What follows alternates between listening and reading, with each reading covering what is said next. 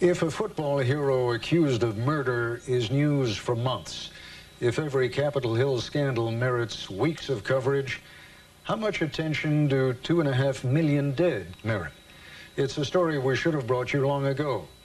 This week on Nightline, we'd like to make up for that by finally telling you about the beauty and the tragedy of Congo. 3 years, 2.5 million dead. We thought you should know.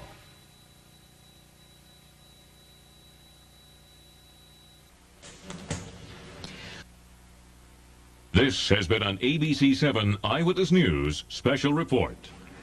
Good evening, everyone, or good morning, actually. We have breaking news this out of downtown Manhattan. A plane has allegedly crashed into the World Trade Center.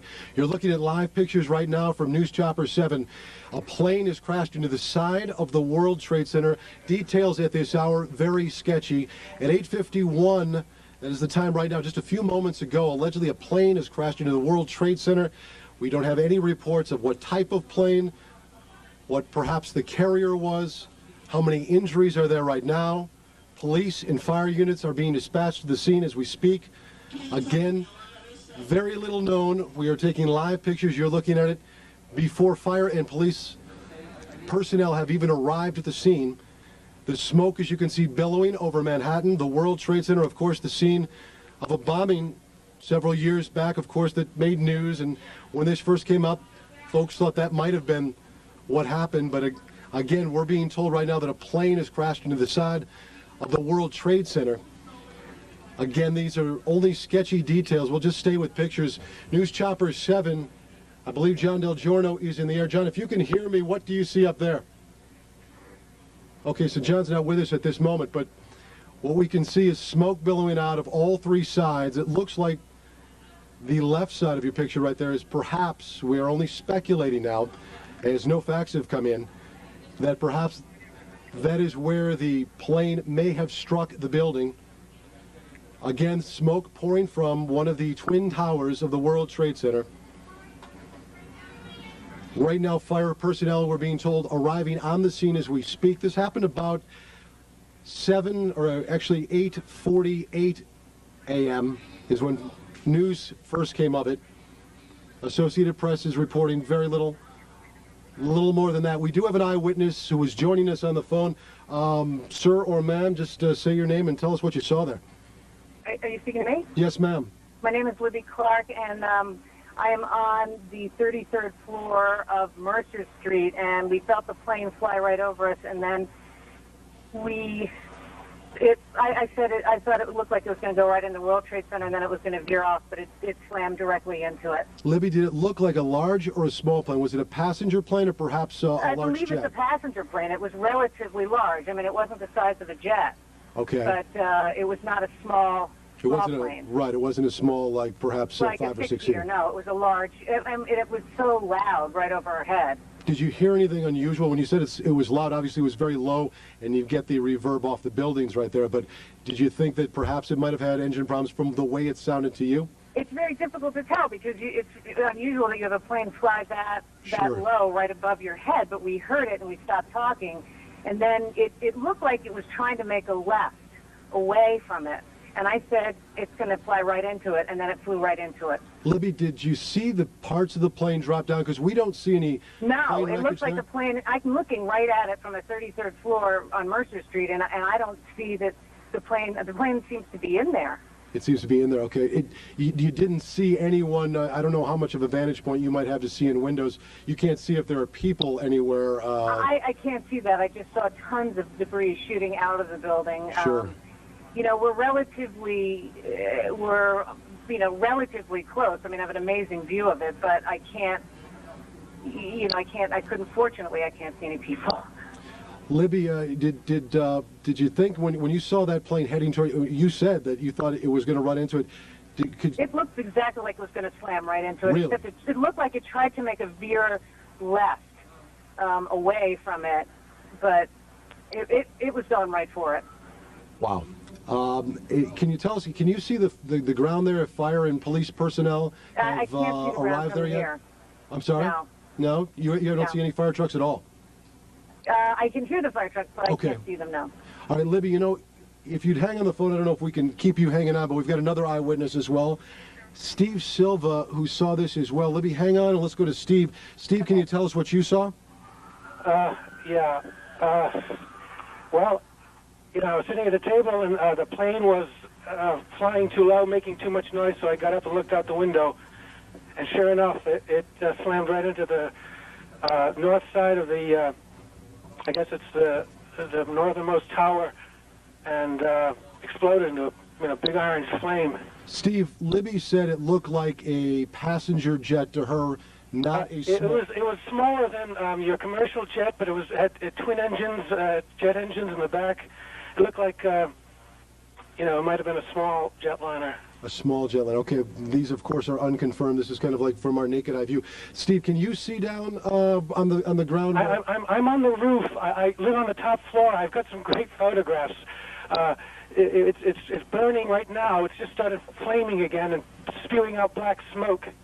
Steve, can you see, I don't know what your vantage point is. I know Libby was a good ways away. Can you see any people perhaps in floors above in those windows, or you don't have that vantage point either? Well, if they'd be enshrouded in smoke, I know every siren around here is going off. The police must all be heading down. Steve, how close are you to this to the building? I'm on East 7th Street. I've got a perfectly open, clear view. There are choppers now over the building. Steve, I talked to Libby about seeing any wreckage that might have fallen to the street. She didn't see a whole lot. She said most of the plane she thought stuck into the building. What do you see? I'm sorry, I can't make that out, but I can't see anything on the street. Okay, so what we know right now, in case you're just joining us, this is live pictures of the World Trade Center where a plane, and we're trying to get confirmation on what type of plane Steve and Libby both thought it was a passenger plane, relatively small, but not certainly a plane that it was not like a Cessna or anything like that. It was like a small jetliner. Okay. Okay, very, very much. Steve Silva and Libby Clark, if you would be good enough, if you could just hang on the line for a minute. Libby, are you still with us? Yep. Libby, what do you see now? Is there anything more that you can share with us? I just see now the smoke is really thickened. It's really, really thick, dark smoke pouring out of it. And you're looking at pictures right now. Libby, I'll put you on pause here for just a moment. Pieces of the World Trade Center coming down, small pieces, or what would look like small pieces as we look at it from Newscopter 7. And Steve had said that it crashed into the north side of that tower, one of the twin towers of the World Trade Center. Of course, when we saw these pictures first coming in actually about 10 or 11 minutes ago, our minds flashed back to the World Trade Center bombings, but certainly this is not that. It is definitely a plane that has gone into the side. Libby, anything more that you can see from your vantage point? No, I mean, now I just see the helicopters, and the smoke is just getting thicker and thicker, and it's devastating. You're looking at a picture now over Central Park, looking back at the Twin Towers. The smoke looming, of course, over Manhattan. There's one of those helicopters. One of our newscopters is up there as well, John Del Giorno. Earlier, we did not have John's audio. Do we have John now? No, we still don't have John. As soon as we get John on the phone, we will go to John, who has obviously a bird's eye view, as you can see right now, from Newscopter 7. Smoke again billowing. We have no reports of injuries. Fire and police personnel arrived on the scene. They are at the scene right now. Very difficult, of course, to put a fire like this out, I would imagine, because you can't really knock it down from below, and certainly knocking it down from above at this point, if the entire upper floors there are encased in flames, would be difficult. Steve, are you still with us? Yes. Yes. Hello, yes, I'm here. Okay, Steve, hang with us. We're going to go to another eyewitness, Sandra Rodriguez. Sandra, are you there? Sandra, can you hear me? Yes, I can. This is Steve Bartlestein, Eyewitness News. Can you tell us what you saw? Okay, I'm over here in the South Bronx, and I was up on the roof, and the plane came right over my roof. And it was up at a pretty good height, like it was a normal flight. And I kind of thought to myself, oh, it's probably going to JFK, because we could see them landing at LaGuardia. It came over. It was a small passenger plane, like about maybe 50 people could fit in it. Okay. A small one, and definitely not a Cessna. And it just kept on going. And the first thing I thought of is it's like a drunk driver. It just kept on going and realized what was going on and tried to turn to the left. And wow. It didn't make it. It went right into the World Trade Center. Sandra, Olivia talked earlier about it. It was very, very loud as it went over her area. Now that could possibly be reverb in the city.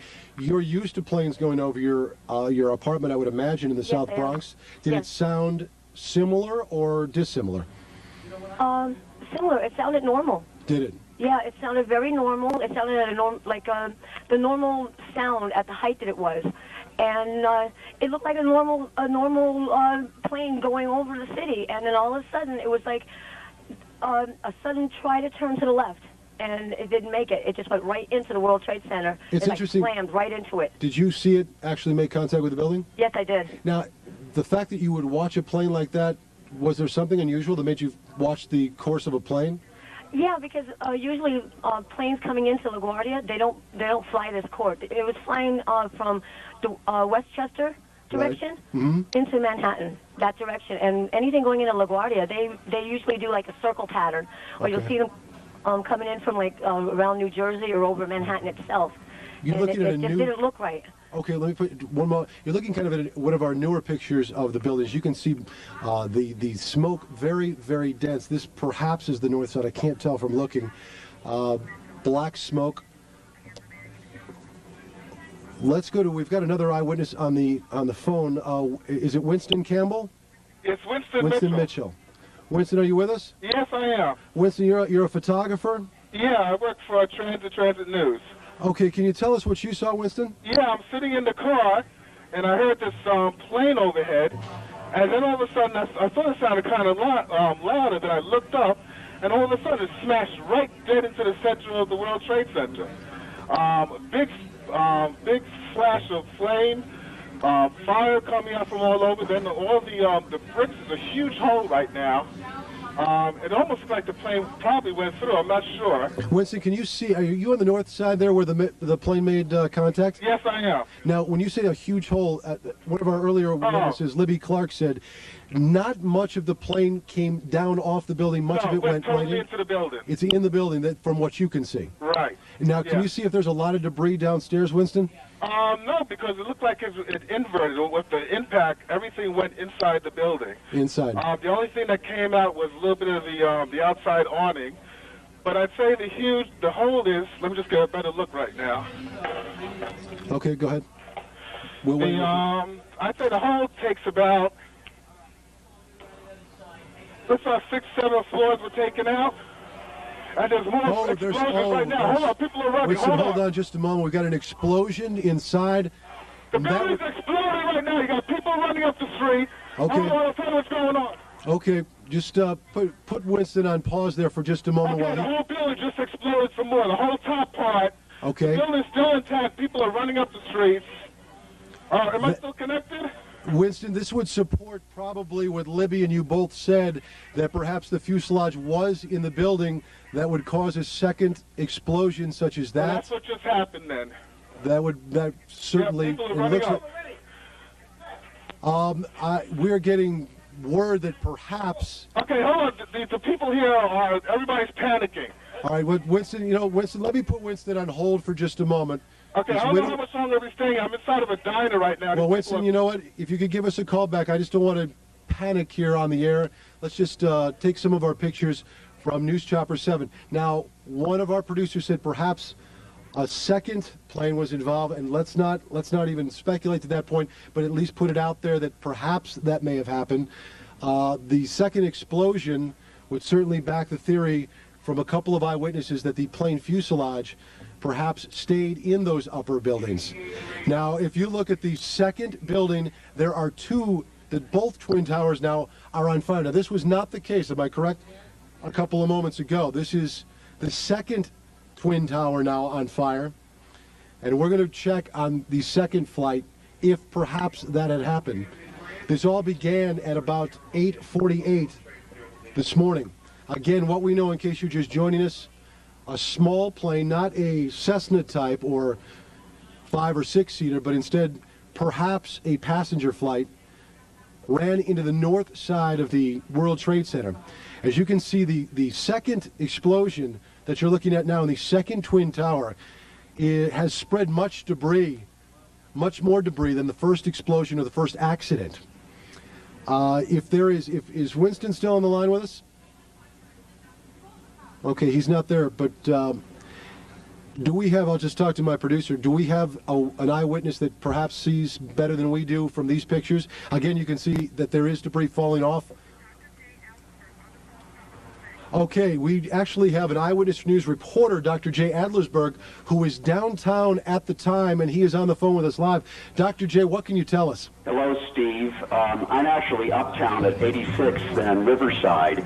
I can see the World Trade Center from about half the building up to the top.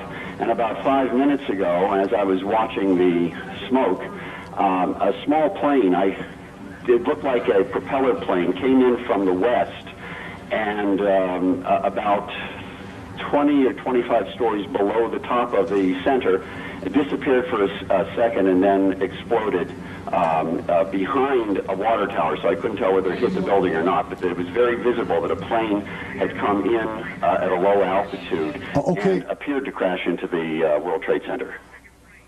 Dr. Jay, we're going to take a look at videotape just moments ago of the second plane hitting the World Trade Center. That is spectacular pictures. I don't know if you could see the plane, and that too was a passenger plane, if perhaps some type of navigating system or some type of electronics would have put two planes into the World Trade Center within, it looks like, about 18 minutes of each other. You want to go to... We have another copy. There's the second plane, another passenger plane hitting the World Trade Center. These pictures are frightening indeed. These are just minutes between each other. So naturally, you will guess and you will speculate and perhaps ask the question, if some type of navigating equipment is awry, that two commuter planes would run into the World Trade Centers at the same time.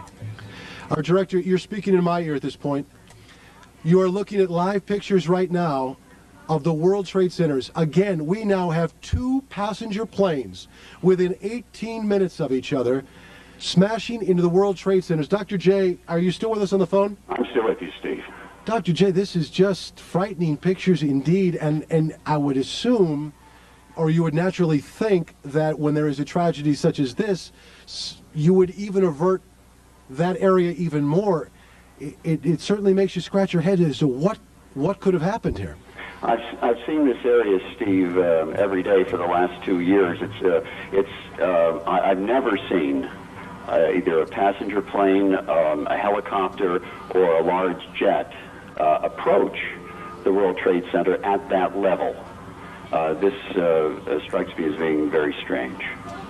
This is strange indeed. Again, if you are just joining us at 8:48 or thereabouts, we don't have a confirmed time, a small jet, we don't know, some eyewitnesses pegged it up 50, 60-seater, smashed into the World Trade Center. Then 18 minutes after that, a second plane, as you could see, perhaps about the same size, it definitely was a commuter-type plane, commercial flight, has smashed into the other twin tower.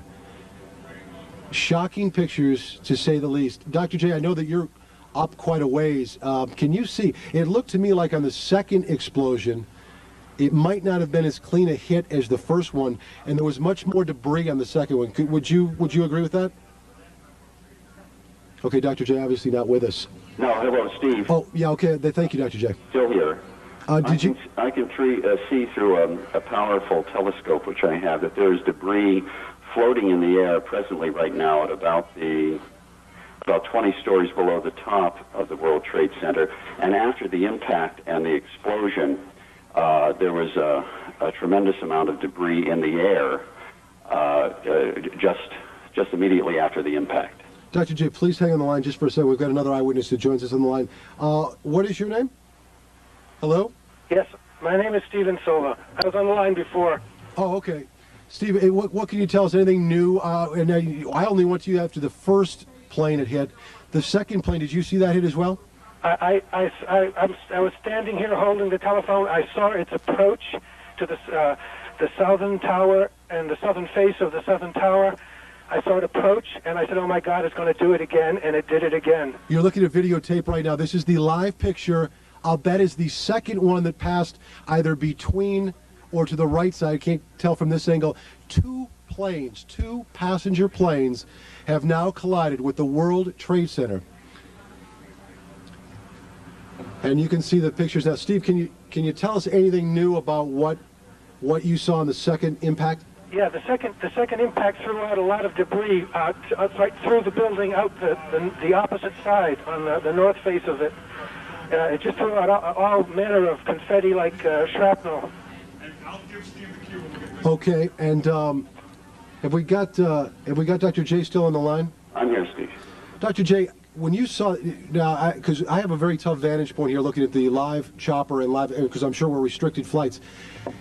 Was the second tower ever involved until the second collision, or was it just one tower to that point? I can't tell right now because from this vantage point, the towers are superimposed on one another, sure. And it's very difficult to tell where the impact was. Steve, you're on the line as well. Was the second tower involved in the first crash at all, or is that... No, I'm sorry. It wasn't at all involved, not in the least. Not in the least. So, I mean, I would pray that folks got out of the second tower just with impending smoke and danger. So perhaps tragedy, at least for the folks that were in the building, certainly not those on board, could have been averted. We certainly don't want to speculate, but we would hope. I can't say, but it was so fast after the first one, it couldn't have been 20 minutes less. It was. I had it on my watch at 18, but of course that's not official or even deemed accurate. It's 9:12 right now. The first plane on my watch made contact at 8:48 in the morning. That was about 24 minutes ago. Within the first crash, 18 minutes later, a second plane went in, and I would imagine we certainly don't want to speculate at this point, but questions immediately arise as to some type of navigational material or electronics that perhaps went awry that would cause two planes within 18 minutes.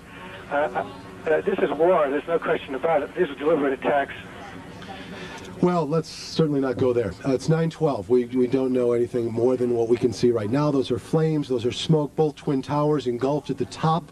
One fuselage we thought had exploded after sticking inside one of the twin towers. Then we come to find out after looking at videotape that you have seen here several times that a second plane has hit the other twin tower. Both twin towers in New York City right now fully engulfed from the top floors up, smoke looming. I would certainly hope at some time, folks, we can go to John Del Giorno because John knows a lot about flight. Okay, I'm just being told that our electronic gear that transports John's voice signal is located at the top of the World Trade Center. So that's going to be a problem getting to John. If John wants to feed us any information through our producer's desk via phone, certainly, John, I could use the help here on your knowledge of flight. Information that we have right now, that is certainly speculation, but it is all that we know, is that two planes have made contact, one with the North Tower, one with the South Tower. We don't know how many people are injured at this point. We know that fire and medical personnel are on the scene. We know that this is probably one of the worst tragedies, certainly, that New York City has seen since perhaps the World Trade Center bombing. We know nothing about whether the people got out of the second tower before the second bit of contact. Dr. J, can you add anything from what you see, sir? All I can say, Steve, is that I can see both. I can see at least one tower billowing smoke. I'm seeing the same images, actually, that you're seeing from the helicopter right now, from Chopper 7. And I can't add anything more because I can't get a better view than you're getting right now from the helicopter. Okay, if we could even make a plea to, if there is a commercial pilot that is perhaps watching our broadcast at this time that might be able to shed some information on what may have gone wrong, what could have gone wrong, what he might have seen in the second jet contacting the second tower. Of course, pictures aren't available. The first accident, which occurred in the North Tower. The second, as I'm told, is in the South Tower. You're looking at another live picture from Newscopter 7. Debris, flames. I would hope, and certainly you would pray, that during the first contact that the second tower was evacuated so that when contact made with the second plane that went into the second tower, many of the people out of there were out. Eyewitnesses have told Eyewitness News that it looked like a passenger plane, a commercial flight. Okay, we're going to go to a piece of videotape right now, a better angle that you've seen of the second airplane hitting the World Trade Center. There is another angle. Actually, we might have seen that one earlier, but you can see the debris spreading, the explosion happening mid-air there after making contact. The fact that part of the plane got through there would suggest that it was not direct impact, but perhaps a wing or part of the fuselage. There's the new pictures. That is a new picture of the smoke billowing from the second explosion. Eyewitnesses tell me, and this of course is not confirmed, that only one tower was involved the first time, and that the second time, the second accident, is when the other tower got involved. You can see debris, much of it flying left, right, looking like eerily similar of a fireworks display. Both towers you look at live now, black smoke billowing. I'm being handed some information right now. The World Trade Center was built to withstand full force impact from a Boeing 727. That's the largest plane in the air at this time. Jim Dolan handing us that information, and that was at the time when it was built. So at worst case scenario, the Boeing 727 at that time could run into the World Trade Center and it could survive and withstand the full force. Those obviously were smaller than the Boeing 727. There's another look from news. For those of you that might be traveling that are watching this broadcast, LaGuardia Airport and Kennedy Airport are now closed. Both those airports are closed. The FBI now is reporting to the Associated Press that this is foul play. This is not an accident. The FBI has told the Associated Press that two planes that have gone into the World Trade Center are not by accident, that it is foul play involved. I speculated earlier and certainly questioned earlier that perhaps navigational equipment might have been disrupted or harmed that would cause two planes to take such a tack. John Del Giorno, who is one of our flight experts, he is a News Chopper 7. And John, good to have you on the line. John, what can you tell us? John, are you with us? We are currently hovering just north of Midtown Manhattan. We're over the west side of Manhattan here at 79th Street, looking south towards the World Trade Center.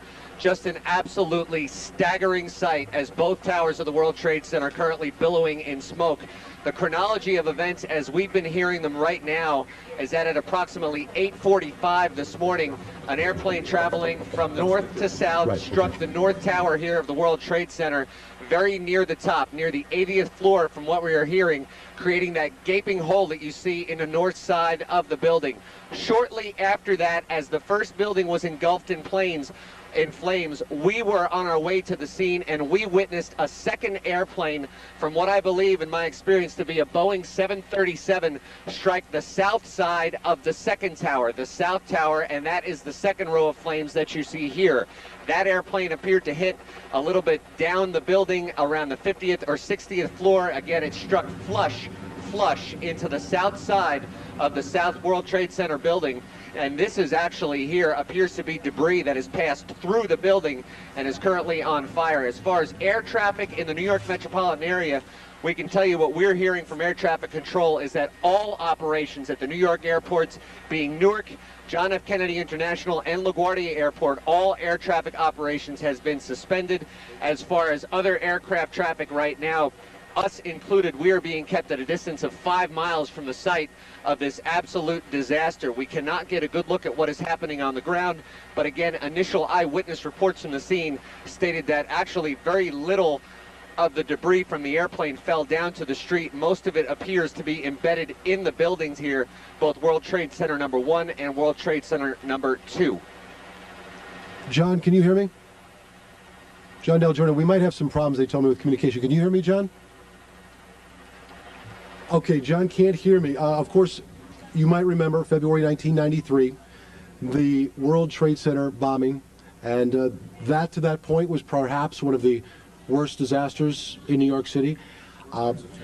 Worst acts of terrorism, to be sure, and as you know, terrorism attacks normally happen in twins. This certainly, as the FBI has already confirmed, is a terrorist attack. It is foul play. The FBI has told the Associated Press. I'm just being told that the New York Stock Exchange is being evacuated. That word from our Money Scope reporter Jill Bennett. New York Stock Exchange is being evacuated. Murray Bergstrom High School is being closed. Bellevue Hospital, I'm being told right now, is now the command post for injuries. Bellevue Hospital is the command post. That's all we know right now to handle injuries, to handle the triage. LaGuardia, Kennedy airports have been closed. I've not heard a word on Newark Airport. 8:45 is the time of the first accident. We've had it about within 3 minutes, and then that would make it 21 minutes later. A second plane, as John said, with his flight experience, a Boeing 737 striking the South Tower. The other, of course, the North Tower. Information being handed to me right now. If you pause just for a moment, a senior government official speaking on condition of anonymity said the agency right now, the FBI, is pursuing reports that one or both of the planes were hijacked. These planes were hijacked and that the crashes may have been the result of a suicide mission. The source stressed that the reports are preliminary and officials do not know the cause of the crashes. It certainly doesn't look like an accident, said a second government official, also speaking on a condition of anonymity. Again, the FBI, a senior government official, speaking on condition of anonymity, said both planes were hijacked and were flown intentionally on a suicide mission into the World Trade Centers. Again, it has not been confirmed by the White House, and all three airports are now closed. All three airports now closed. We have eyewitnesses on the phone. We also have Lori Stokes, my tag team partner. Lori, why don't you give me a break right here and bring us up to date with anything that you might know, and I'll be down there in a moment. All right, to reiterate, Steve, and also to just recap and to add some more information, as we've heard some witness accounts as this happened at 8:45. One eyewitness saying that they noticed that they saw one plane that was listing back and forth from wingtip to wingtip shortly before it apparently did crash into the north side of building number 1. And then, as John Del Giorno just talked about a few minutes ago, from his eye and his expertise, being able to tell that it was a Boeing 737 was apparently the second aircraft that went into the second tower on the south side. As we also understand, as you also talked about, Steve, just minutes ago, all operations, according to the New York metropolitan area, as far as flights coming in, going out, that would be Newark, LaGuardia, as well as Kennedy. All of the operations have been suspended thus far. Of course, that would be natural, seeing as though what has just happened within the last hour or so. Jim Dolan, of course, with us here in the studio as Steve Bartlestein makes his way down. We have Jim, and let's talk about, because certainly this is all just happening in such a rapid fashion. Yeah, but it is typical in the way of terrorist acts often happen. You often see this in Israel. There'll be one attack, and then there'll be one bomb explosion, for example, Lori, and then there'll be several minutes that go by, and emergency service people come to the scene and try to rescue those people who are injured and try to save those people who are not killed, and then another bomb goes off as if to kill those people who came in to help as well. It's the cynical way in which terrorism often works. It appears that that could be the way this has happened as well. One plane goes into the first building, several minutes go by, emergency services people come to the scene, and then another terrorist attack. And of course, for it to begin and to start when it hit at 8:45, for us to initially believe this was an accident. It certainly let us speculate that it might not be terrorism. It could be something else. It could be an accident. It could be, I remember one of the people you had on the air, Steve, was talking about the possibility that it could have been the flyer, the pilot of the plane might have been drunk because of the way the plane was listing. So it let us think that that was a possibility for a while. When the second plane hit, didn't seem to be any question left. This was a planned, well planned out terrorist attack, and that, of course, is what the FBI and the feds are confirming for us now. Well, Jim, we were just talking upstairs, and Lori, I know that you've covered all these as well, probably more so than I. Oftentimes, these twin terrorist attacks, they do happen in twos, and such as the embassy bombings in Africa. Yep. That's certainly looking like that's the way it was. And in that particular case, that was designed, 2 explosions at the nearly the very same time, was designed to get the message out. It wasn't an accident. It wasn't isolated. We have our fingers everywhere. We can control your destiny, and we will make an impact. And that is what they were trying to get across in the twin embassy attacks. And we'll have to wait and see what the message was supposed to be here. But let me just point out, and this was also the case in the original World Trade Center explosion. Many people see those Twin Towers as an example across the world, around the world, as an example of American capitalism, as an example of American might and power. They are a very strong, a very vulnerable symbol to the rest of the world and to the United States, and that could be why they were targeted this time. Great point. And you have to look how meticulously this appears to have taken place as well. It really does. When the World Trade, and this is one of those things, and we're looking again at the second explosion right there on tape, on the south side. During the World Trade Center trial, it came out that the buildings were originally designed to withstand the full impact of a 727 aircraft. They were designed to continue to stand if a 727 crashed into it, because the 727 was the largest plane in the air at that time. So this was well planned out. These were large aircrafts.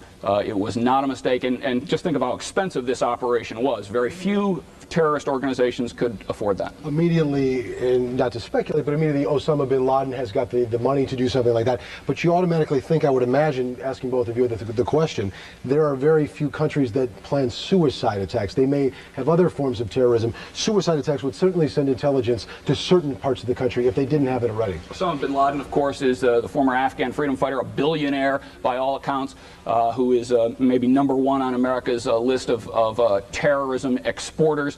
They believe he was involved in the attack on the American vessel in the Middle East several months ago, and the embassy attacks too. The embassy attacks as well, and yeah, he springs immediately to mind. We have also, let's go back to John Del Journal. John, you're still obviously having to keep your distance, but bring us up to date. John, are you there? John is certainly can hear. He's taken our signal, they were telling me, off the radio. All right, we're understanding Once again, we're live over the west side of Manhattan. We're up around 79th Street, about 5 miles north of the World Trade Center. And again, to recap the events here this morning as we are assembling them, mostly from eyewitness reports, one of our sister helicopters for Metro Traffic was flying in the vicinity here around 8:45 this morning when the pilot witnessed an airplane crash into the North Tower of the World Trade Center. That airplane was traveling from north to south, and the pilot believes that it was an ATR aircraft. That's a commuter-type airplane. It's a twin-engine prop airplane that can carry anywhere between 50 people up over 100 people for that aircraft. That airplane crashed flush into the north side of World Trade Center, of the north building of the World Trade Center, and the building proceeded to go up in flames. The top 20 floors of the building currently engulfed in smoke. Approximately 15 minutes after that occurred, we were en route to the scene, and an airplane passed over our head from south to north, and this was a Boeing 737 aircraft that crashed flush into the south side of the south building. So we have 2 airplanes that struck each building of the World Trade Center. The north building was struck on approximately the 80th floor. My estimation is that the south building, which is what you're looking at now, that was struck at approximately between the 50th and 60th floors. Again, initial eyewitness reports said that these first airplanes, the first one flew directly over Manhattan and right into the north face of the World Trade Center building. Meanwhile, these fires obviously very difficult to extinguish for the fire department. I'm not even sure if they can get equipment up that high in the building. This smoke, obviously, on a beautiful clear day in Manhattan, is visible for miles and miles around. It is also worth noting that as far as we can tell, the airspace around New York City, as far as commercial traffic goes, that airspace has been shut down. All operations at Newark International Airport, John F. Kennedy International Airport, and LaGuardia Airport, those operations they've been ground to a halt by the FAA. Also, Teterboro Airport for local commuter traffic, that has been closed down as well. So it appears as though all air traffic in the vicinity is immediately shut down. The fires continue to burn out of control in World Trade Center #1 and World Trade Center #2. John, let me ask you a question. You had said the 737, pardon me on my ignorance. How many folks does that seat, do you know? 37 aircraft, and you'll have to forgive me because I'm working on the radio equipment to hear your questions, because obviously much of the media equipment in New York is based right here in the World Trade Center. So a lot of the local TV signals, radio signals, two-way radio, AM, FM channels, many of those signals in New York City have... 2 airplanes. All right, right now we're going to interrupt. We're going to go to the president. He's talking about what has just happened. In an apparent terrorist attack on our country. I have spoken to the Vice President, to the Governor of New York, to the Director of the FBI, and have ordered that the full resources of the federal government go to help the victims and their families, and to conduct a full-scale investigation to hunt down and to find those folks who committed this act. Terrorism against our nation will not stand. And now, if you join me in a moment of silence.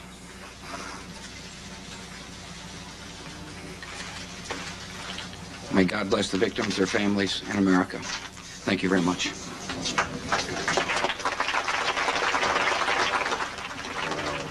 President clearly shaken, I think one can say, confirming what we think we all knew, which was that 2 aircraft in an act of terrorism crashed into the twin trade towers. Nobody was quite certain about the first one at the very outset, but the president absolutely, having talked to the Vice President, the Governor of New York, the Director of the FBI, now believing and confirming that we have 2 terrorist attacks on the World Trade Center, and the President saying the 2 things which a President must say at a moment like this. Terrorism will not stand, which is an important thing for him to say, but not always necessarily effective. And God bless the victims and their families. John Miller, what are you picking up? All right, we were just listening to Peter Jennings, ABC newsman, talking about what the President of the United States just said, as he not only, of course, asked for a moment of silence, as we have yet to get any casualties in this matter, with 2 explosions caused by planes going into both towers of the World Trade Center. But the President did talk about that, that the government will produce all resources that it has in order to not only comfort the victims, should there be obviously some, also, but to get down to the matter of this and those who perhaps, if indeed this was an act of terrorism, who caused this. On the phone, we have an eyewitness, is that correct? Yeah, Jim Gartenberg joins us. He was on the 86th floor of, I'm not sure which tower. Was it the north or south, Jim?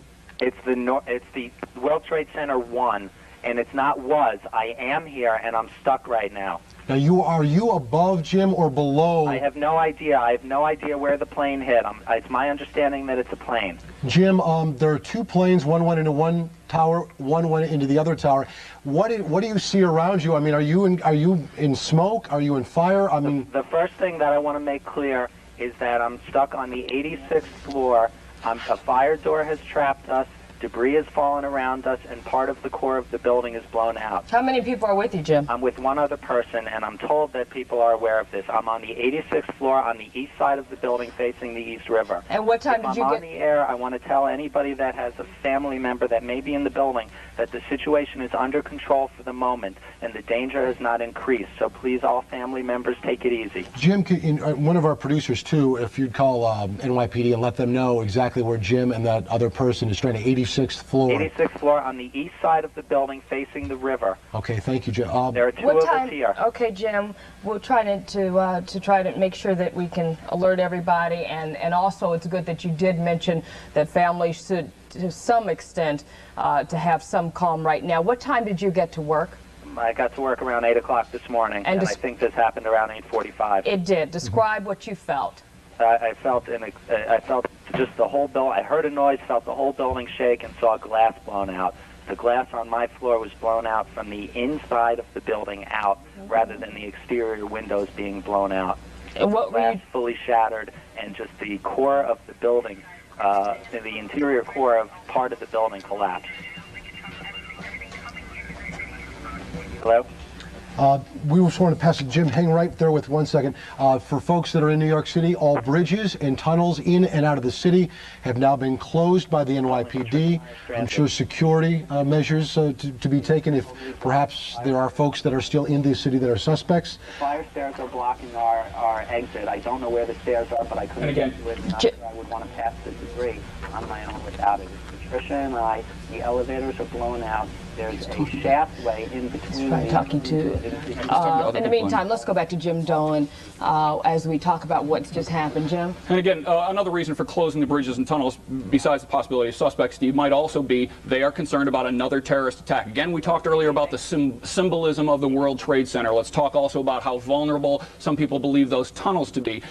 We have seen reports over the last several years that the tunnels are very strong. They take an enormous explosion. They're not taking any chances today. After 2 explosions in the World Trade Center, again, these are symbols of American capitalism, of the power of New York and the United States. Right. They don't want to take any chances. Okay, let's go to Joe Torres, who's on the phone with us. Joe?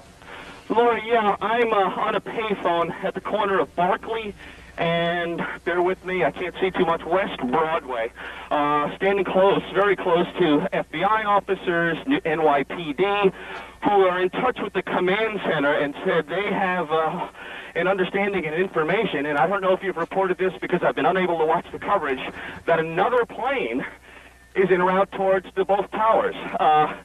Officers left and right running by me away from the building. We're in a safe location, but as debris continues to fall from the buildings and flames shoot out the sides, they are on very much a high alert and just looking upwards to see what, if anything, is going to happen. I can't begin to tell you the difficulty, the painfulness it is to watch this unfold.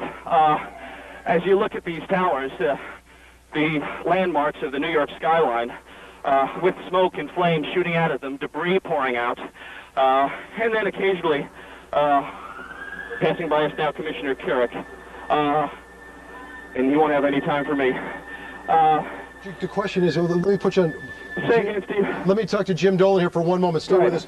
Jim, if a third plane is indeed, and this is certainly speculation, on its way, what would be the plan of attack? Would you take that plane out before it got to that point? They're making those decisions as they go. There may not be another a plan in place for this kind of a situation. The question may be, what's its target? What is its target? Is it going for the World Trade Center again, or is there some other building? Joe, what I'm curious about, Joe, are you with us?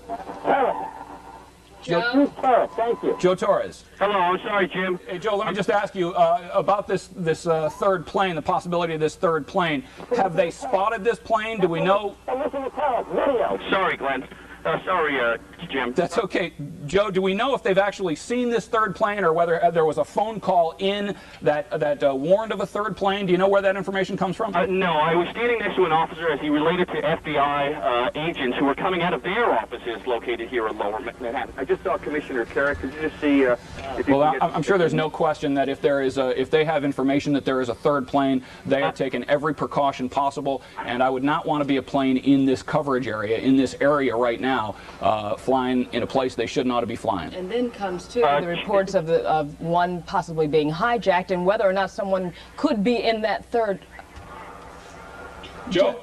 Yeah, no, ahead, again, it was strictly radio information from a quite energized police officer who got information relayed to him to take precautions. I don't know how that information came across, if it was information over a radio, if it was actually an eyewitness or another officer in another location, but I'm sure police are certainly manning all radio frequencies, but again, how that information came across, Jim, I couldn't tell you, because it was more here for the people here, a precautionary measure to just get out of the way. Joe, does it seem like police and emergency services have things under control there, or is it still quite chaotic? Yeah, they've surrounded a blocked off a 2-block area. It's just police, emergency, fire officials that are pouring in from every direction. FBI agents, we've seen Secret Service agents coming out of their offices as well, just coming out of the buildings to because they've been instructed to do so, because they don't know what's going to happen next. Any chance I think the surrounding blocks around World Trade seem to be blocked off, and I only see emergency personnel. But nonetheless, they have as many questions as we do. But what about just people that are in the area around you, Joe? People who are coming out of buildings. Have you been able to talk with them at all?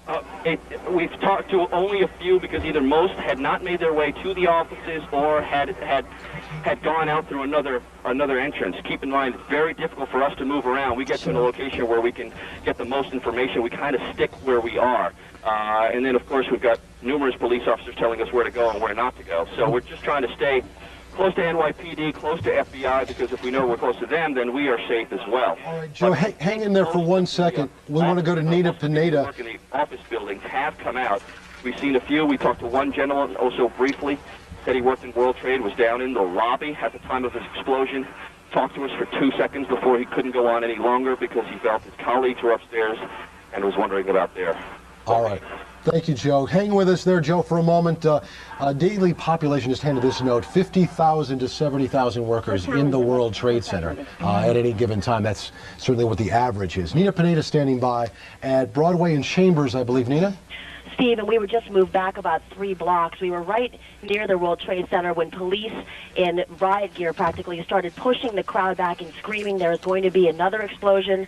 They were having reports that there was another plane in the air. It was truly a scene of chaos and panic as they tried to move the crowds back. People have been crying in the streets. There are no phone services down here. People cannot use their cell phones. They can't use their walkie-talkies. There's lines about 20 people long trying to use the telephone to reach loved ones. Some people are trying to reach loved ones that worked in the World Trade, but right now we have people crouching behind cars, police trying desperately to move the crowd back. They moved the crowd back quickly, about 4 or 5 blocks, screaming that there was going to be another explosion. Right now they say their concern is that another plane was in the air. That's what they were being told here on the ground, or that pieces of the World Trade Center were going to begin falling. And from what we see, we are seeing big chunks of the building fall to the ground, and also some horrible, horrible and terrifying witness accounts from people here that saw bodies falling from the building. They said that one gentleman said he saw 4 or 5 bodies falling from the top stories of the World Trade Center, and several people that gave us witness accounts were crying their eyes out, saying it's been terrifying to see the first one, and then they were all watching and saw the second plane impact the second tower. Right now we are still at West Broadway and Chambers as police have formed a line to keep the crowd back, but there is truly a scene of chaos here on the ground as folks are looking in the air afraid for another impact. All right, Nina, hang tight for a minute. We'll come back to you. Thank you for that update. In the meantime, Jim, let's go back to you because Nina did talk about that third plane being a security operation. What does that mean?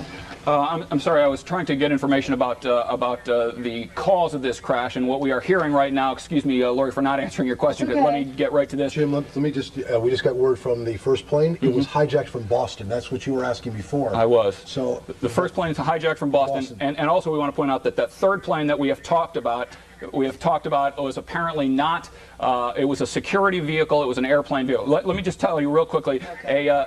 You know what, I'm going to interrupt you. We're going to go to ABC Network right now for the very latest. Let's listen. We did not hear it. In fact, we were trying to figure out from the White House what security precautions they were taking around the White House in the wake of the apparent attacks on the World Trade Center, and we suddenly just saw the smoke rising from behind the old executive office building. We have people on their way there now, but it's like nothing I've ever seen. I mean, we've never seen that kind of smoke coming from anything that would ordinarily occur here. I must also tell you, Claire, I think if you think about what's behind the EOB there, you're really down in pretty open area. It doesn't look like a place where a building would be on fire.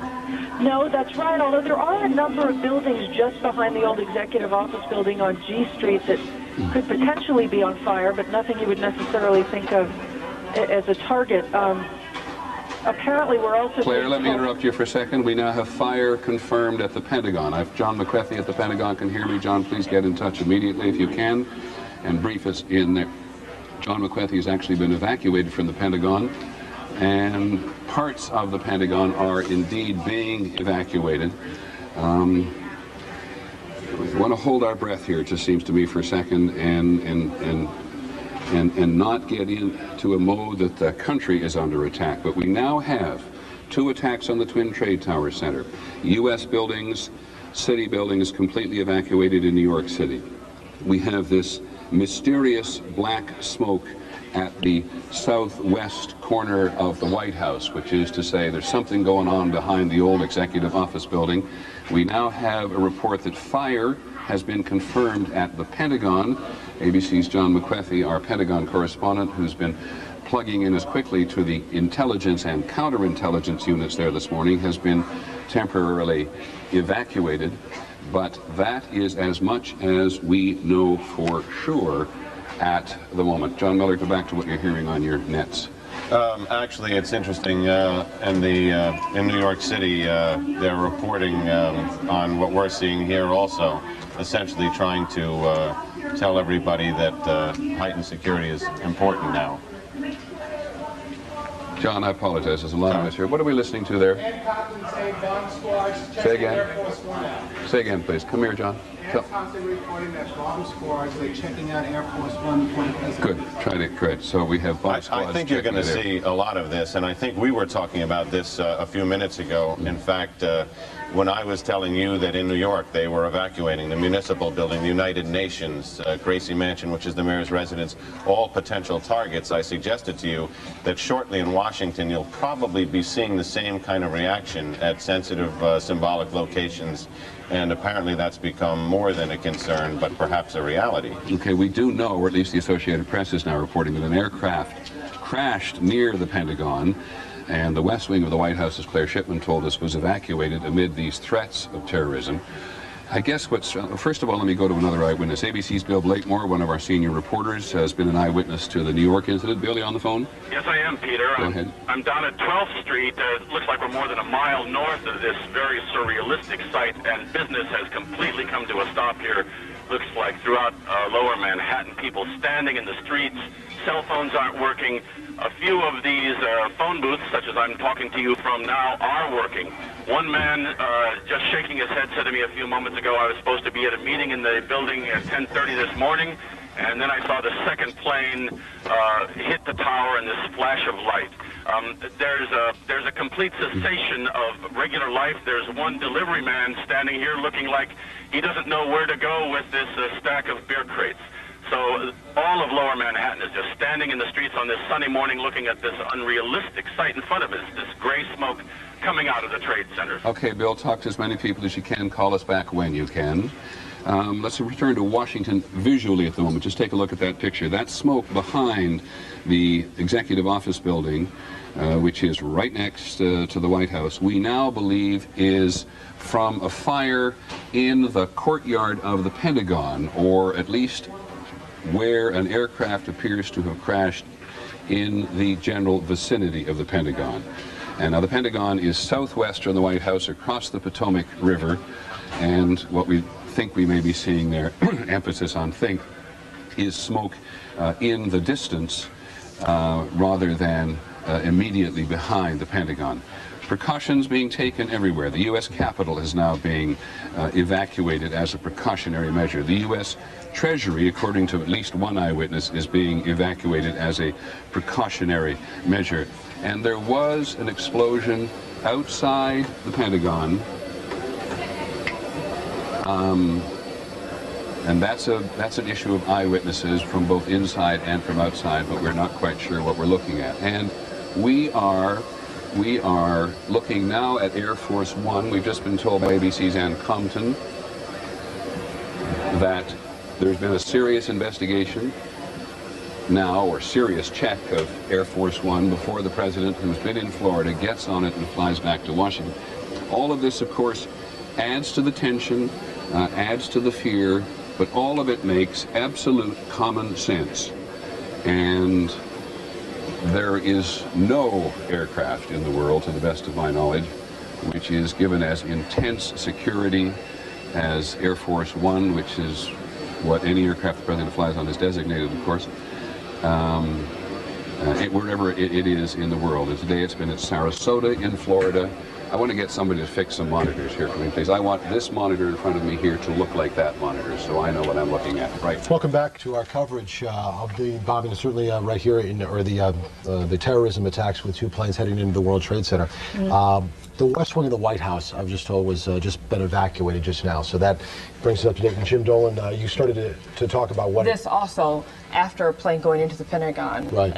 That report that we're getting. So the nation's capital is also being rocked by this at this moment. Jim, before we went to the network, you were continuing a thought. We just wanted to report that Abu Dhabi Television is reporting today, this morning, that a group called the Palestinian DXLP is taking credit, is taking responsibility for these 2 attacks on the World Trade Center. It is the Palestinian Front for the Liberation of Palestine. It's a group with a history of violence, and they are taking credit. We want to point out that there's no confirmation that they were responsible for this, and they fully expect other groups will come forward to talk about this and to take credit for it, to take responsibility for it. But so far, the Palestinian Front for the Liberation of Palestine taking responsibility for the 2 attacks on the World Trade Center today. If you're just joining us, the second plane, we got information just before going to network, was hijacked from Boston, the second plane. Don't know where the first one's coming from yet. I'm sure that'll be confirmed later on. And when you talk about this particular organization, Jim, any relationship or any connection which exists to Osama bin Laden? In fact, at points at odds with Osama bin Laden, but certainly have the same general goals in mind, and certainly neither one of them any friends to the United States. But also in the past we have heard that Osama bin Laden's organization was much more well financed, much more well organized. It appears that this group is proven that to be untrue. And of course, this day started off where our top story was this being primary day. Right. That was what everyone was talking about. So many hotly contested campaigns going on, races going on, particularly deciding who will be the front runners for the mayoral. But now Dave Evans is joining us with word of things may be shifting on that front. I just got off the phone with some executives at the Board of Elections downtown. They are considering right now, and they're researching whether this can be done, whether the primary vote can be canceled. It is certainly no decision has been made, and voting continues as we speak right now, but they're looking at whether this can be done. In the general election, there is a provision under the city's law that a vote can be canceled. Under the general election, of course, what we're talking about is November, the main vote in November. You can go ahead and cancel that under city law if there is a fire, if there is a flood. It even says if there is an act of sabotage. So there is that provision within the city law under the general election. So what they're looking at right now is whether that law for the general election can be applied to right now to the primary vote. So that's what they're looking at right now. They've had to go ahead and close 6 different precincts at the Financial Center, which is just a few blocks away from the World Trade Center. So there is the concern that a lot of people can't even vote now because their precincts are simply closed because of the evacuation of a lot of buildings downtown. Let me pause just for a minute. Every airport in the United States has now been closed. Every airport in the U.S. has been closed. Along with in New York, the LIRR, subways, Metro North are all shut down. No service into or out of the city, and of course the tunnels into the city are closed as well. And bridges as well. Any possible vessel that could be used as another means of some type of terrorist act. Not only means, but as a target. They want to make sure that everybody is locked down for the time being to make sure everything is safe. Obviously, the tunnels, again, we keep talking about the symbolism, but the subway tunnels, again, another symbol of New York. And they want to make sure all of those are safe.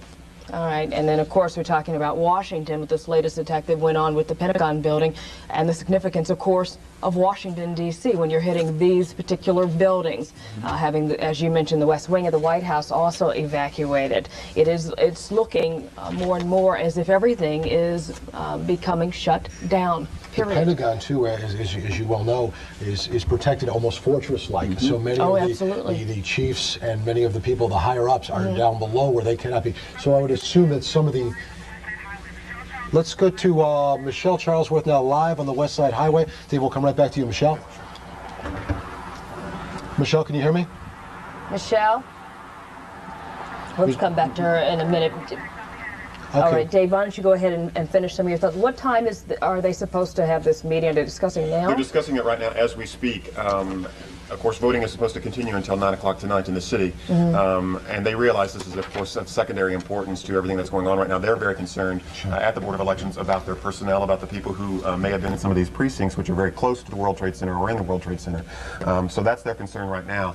Probably, I would think, here in the next hour or so, we will get word from the Board of Elections on what they're going to do about the primary vote. But this is, as they said, of secondary importance right now to what's going on at the World Trade Center right now. But there is the possibility that they could go ahead and cancel this vote. I'll keep you posted on what's happening. I think we probably should know something here in the next hour. Well, if you said that, certainly there's no precedence for this happening, but I would think common sense would certainly allow it to, move over from the general election, that type of a rule. All right, let's go back to Michelle Charlesworth now on West Side Highway. Can you hear us now, Michelle? Are there any people on board? Michelle? We've been watching this unfold. We came down here about 30 minutes ago. We're on the West Side Highway, just north of Canal Street. Now, about 45 minutes ago, the city shut down the southbound lanes of the West Side Highway so that emergency crews only, fire trucks, NYPD trucks, could get down here. I don't know if we can swing over and show as this aftermath unfolds and the plumes of smoke behind me billow from the World Trade Center. People are literally getting away the only way they can, on foot. People have been walking by here with their hands over their mouths and screaming at each other to try to borrow cell phones, but there's no way to get away from here because the bridges and tunnels have been closed. They've been asking me whether or not the Hudson, whether there was any way to get out of the city, and of course there is some concern as to what could be in the smoke. That's the question most of the people have been asking me. What could possibly be in the smoke? They're listening to their radios. President Bush, of course, saying that this is apparently a terrorist attack on our country, and now the latest word from Washington that possibly the Pentagon has been hit by the same kind of attack. There have been some witnesses actually who came by here who said that it was definitely one plane and then another within minutes of each other hitting the World Trade Center towers, the North Tower, then the South Tower, and that from what they could see, this was definitely no accident. In the words of President Bush again, apparently a terrorist attack on our country. And I don't know if we can show more and more ambulances moving all the way down the south side of the West Side Highway. This has been closed now for about an hour. Of course, this whole thing unfolding about an hour ago, not even an hour ago. But I will continue to let you know what's going on here. We are, again, just north of Canal Street on the West Side Highway. The only way people are moving out of here is to walk. You can probably see people carrying their briefcases walking by me. We're live on the West Side Highway. Michelle Charles with ABC News. Back to you. Thank you very much, Michelle. We know that Bellevue Hospital, Celeste Ford told us Bellevue Hospital has been confirmed, is the triage center. It is where they are taking many of the folks admitted. Now, I know there are a lot of folks who have relatives. Only 4 people right now have been admitted. Take that for however that is. If we could also send word to one of our producers there too. The flight from Boston, how many people were on board that flight? Find out how many folks were on board that flight as well. Yeah. And also, all right, let's go to David Usher. Of course, we talked about, he's in our newsroom, we talked about all the airports across the country being shut down, but you've gotten word of other closings, Dave? Yeah, Lori, we're trying to diffuse through the information that's coming into the newsroom. Some of it you've already reported, but essentially the government officials are trying to go into defensive mode now until they figure out exactly what's happening. And as Jim Dolan explained, they are trying to limit the vulnerability of other places. The Hudson River crossings have been closed, and that, as you can imagine, is creating a bit of commuter chaos. This is a live picture now from the GW Bridge. New Jersey officials say they've gone into an alert mode. They're shutting these down, all of the Hudson River crossings as well. You've already mentioned the airports, not only here in New York City, but across the entire country right now. The FAA announced just a short time ago, again, until they can sort through exactly where the vulnerability is and what's going on, all airports are shut down. All subways, especially going into, I should say, subways going into the World Trade Center area, obviously not doing that. Schools in the World Trade Center area right now have been evacuated, but as of right now, the Board of Ed has not made a decision on any other schools. All New York City firefighters have been asked to report to duty. And as you've mentioned already, the stock market is closed as well. That's the latest here. We're continuing to follow all of these as they come in, and we'll get them to you and to the viewers. But the main thing right now, apparently, is to stay where you are, because as Michelle Charlesworth also mentioned, emergency vehicles coming from all over the city. We're here on the Upper West Side. We can hear them screaming down towards there on the World Trade Center, so it'll be best to just stay out of their way. Back to you in the studio. All right, absolutely. Thank you, David. I just want to go back to you, Jim, as we talk about all these various operations shutting down, from the airports to schools to the financial district, and hearing David talk about how vulnerable all of these areas are. It does give you a sense of feeling, not necessarily helpless, but you are wondering what might be the next area that is vulnerable. Well, you know, and because of that, the thing that David said that maybe was most important is just stay home. You're not going to get anywhere anyway. Just stay home, stay safe, and be as relaxed as you can be. These are the live World pictures. Trade Center. Something else has just happened at the World Trade Center. As you can see, one of the towers. One of the towers either has come down, perhaps something else has happened. The billow of smoke that we have not seen. The tower is down completely, according to our producer. The side of the tower has come down onto the street. the way that the smoke is billowing here, Lloyd, right, that is blocks and blocks. So if they even had them back just a couple of blocks. And just to point We're out, looking from Staten Island right now. and they were back a good distance. They were back a good distance from that in case this kind of thing happened. But keep in mind, remember the attack on the World Trade Center in February of 1993 was designed, they pointed out during the trial, to bring down the towers. In fact, to bring down both of them. It appears that this time one of the towers is down, and they again had people a good distance away from this. Jim, the building collapsed, I've just been told. It has collapsed. Let's go now to Peter Jennings and the network to listen to the very latest. Not there anymore. That should be it. Thanks very much, Completely Dan. collapsed. The whole side has The collapsed? whole building has collapsed. The whole building has collapsed? The building has collapsed. That's the southern tower you're talking about. Exactly. The second building that we witnessed the airplane enter had been, the top half had been fully involved in flame. It just collapsed. There is panic on the streets. Thousands of people running up Church Street, which is what I'm looking out on, trying to get away. But the entire, at least as far as I can see, the top half of the building, at least half of it, I can't see below that, half of it just started with a gigantic rumble, folded in on itself, and collapsed in a huge plume of smoke and dust. We're talking about massive casualties here at the moment, and we have... Whew.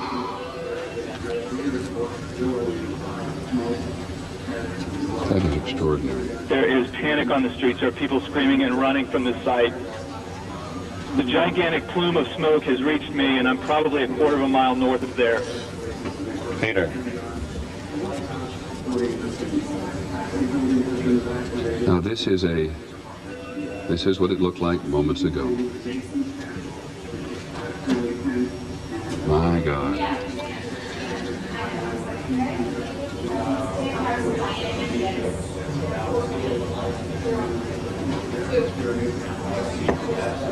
The southern tower, 10 o'clock Eastern time this morning, just collapsing on itself. This is a place where thousands of people work. We have no idea what caused this. If you wish to bring anybody who's ever watched a building being demolished on purpose knows that if you're going to do this, you have to get at the under infrastructure of a building and bring it down. Peter? Yes, Dan. What appeared to happen from my vantage point, the top part of the building was totally involved in fire, and there appeared to be no effort possible to put that fire out. It looked like the top part of the building was so weakened by the fire that the weight of it collapsed the rest of the building. That's what appeared to happen. I did not see anything happening at the base of the building. It all appeared to start at the top and then just collapse the rest of the building by the sheer weight of the top. There was no explosion or anything at the base part of it, but I did see that the top part of it started to collapse. The walls started to bulge out, bricks, glass things coming out, and then it collapsed in on itself, and it appeared to just fold down from there, from the very top. Thanks, Don, very much. Just looking at that, I don't know why, but when was the last time the United States was attacked in this fashion? It was Pearl Harbor in 1941. John? From the scene now, there's obviously massive casualties. Usually during these things, there's a little bit of a high pitch, but basic calm over the police radios among the emergency workers. I can hear them screaming, signal 1013, which is the police code for help, calling for help at the triage center, where other people who were already injured have been injured more, confirming that the building has collapsed. Dozens of officers, more civilians are injured.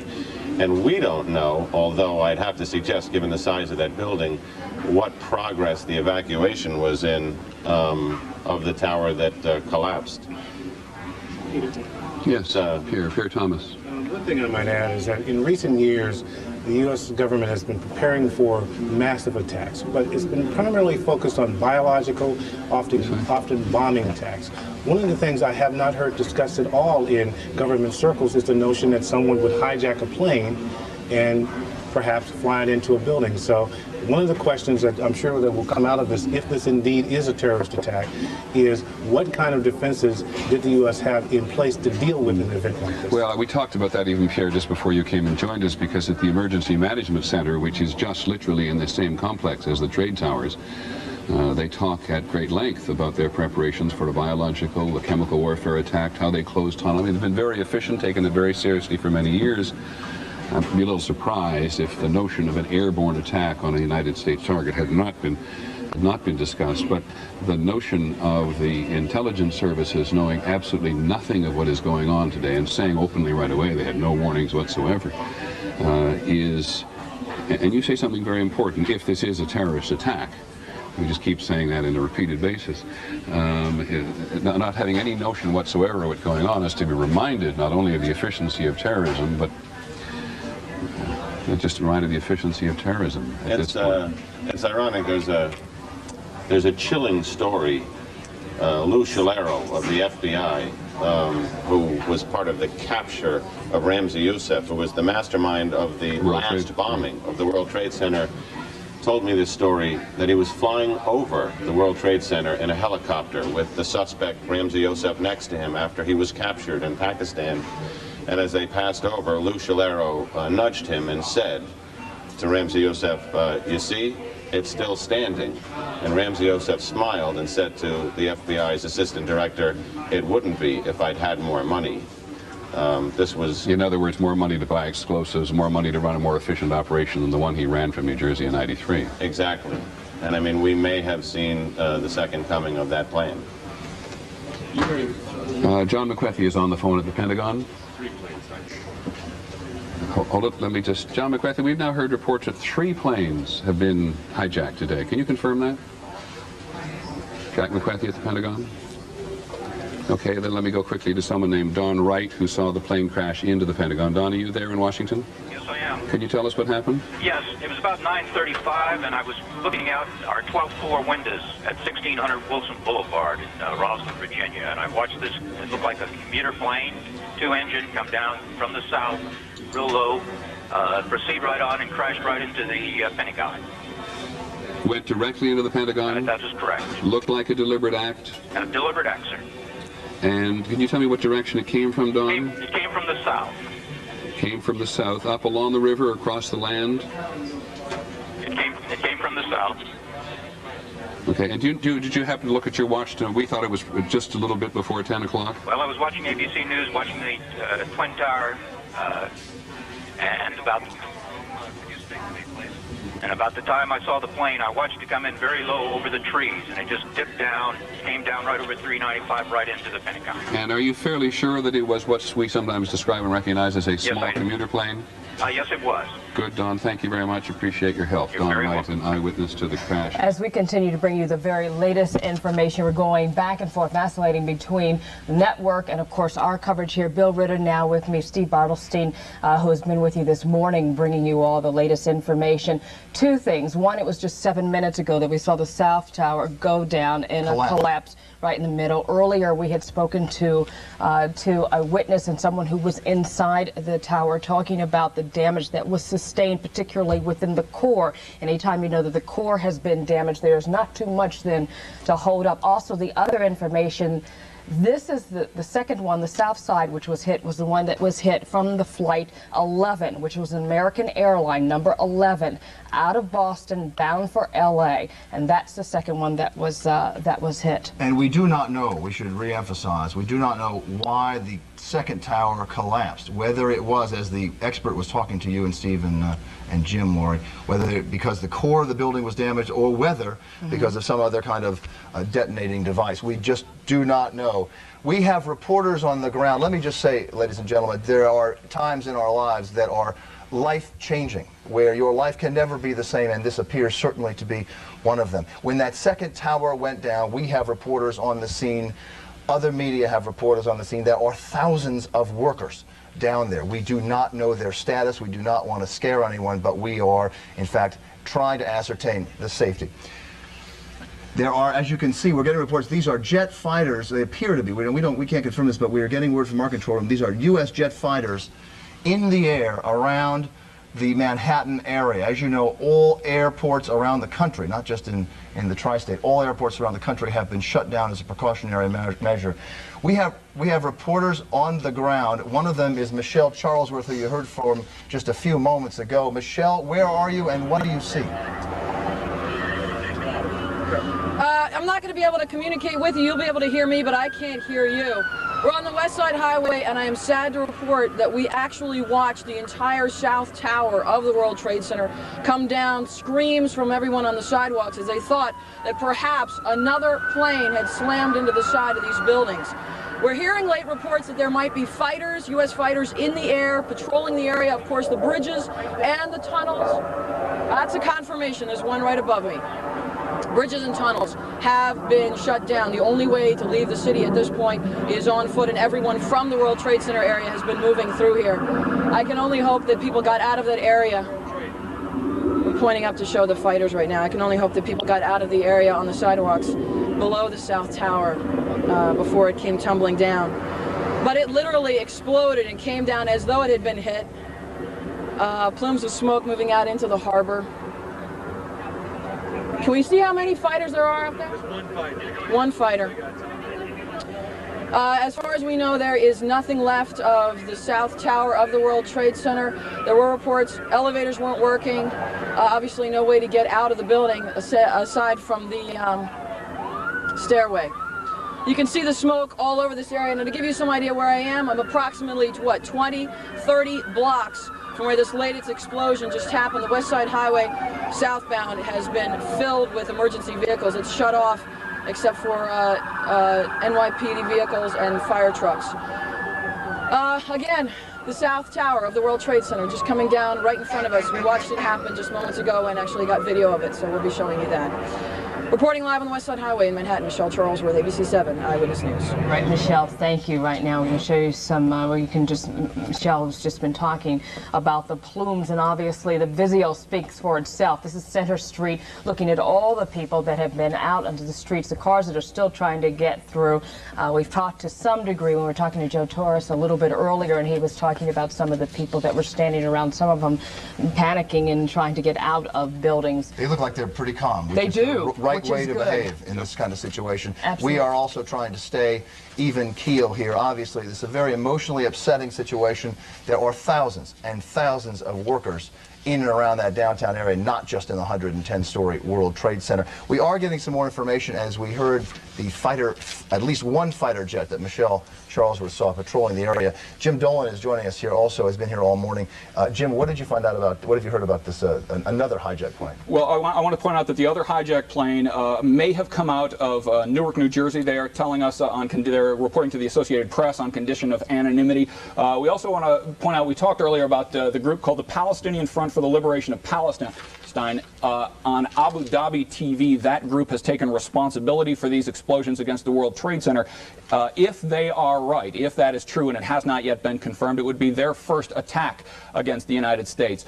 We mentioned that they have at times been at odds with Osama bin Laden on that philosophical point in particular. It appears that that they have changed that. This would be, if it is confirmed later that they were responsible, this would be their first attack against the United States. Those fighter bombers that we spoke about earlier that we have seen in the area, that's the cavalry. They are in here now to make sure that the airspace is clear, to make sure that nobody is in that airspace who shouldn't be there, to make sure that there's not a third attack, at least by air. But when you talk about this organization that has been at odds with Osama bin Laden, at the same time, how powerful, what kind of indication, what has been their past activity, and even a leader? You know, we're looking into that right now, but one of the things we know is that in the past, we didn't believe that they were well enough financed nor well enough organized in the United States to pull something off like this. It appears that they may have slipped onto the radar screen, at least to that degree. Yeah, one hijacking could be a stroke of luck. To pull off two and perhaps three when you consider the one in the Pentagon, the plane there, although we don't know if that was hijacked yet. Is that correct? That's true, but there is a confirmed report that a third plane has hit a smaller plane has hit the Pentagon, but we don't know yet if it was hijacked. It is, of course, one of the realities of living in an open and free democracy and a society.